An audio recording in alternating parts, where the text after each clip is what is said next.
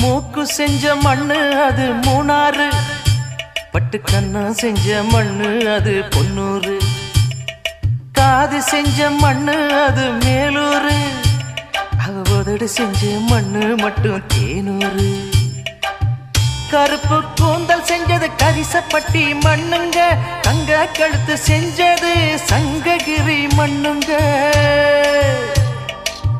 வாயழகு செஞ்சதெல்லாம் வைகையாத்து மண்ணுங்க, பல்லழகு செஞ்சது முல்லையூர் மண்ணுங்க. நெத்தி செய்யும் மண்ணுக்கு சுத்தி சுத்தி வந்தேங்க, நிலாவில் மண் எடுத்து நெத்தி செஞ்சேன் பாருங்க. தந்தானே தந்தானே தந்தான குயிலே, சாமி தந்தானே தந்தானே என்னோட மயிலே.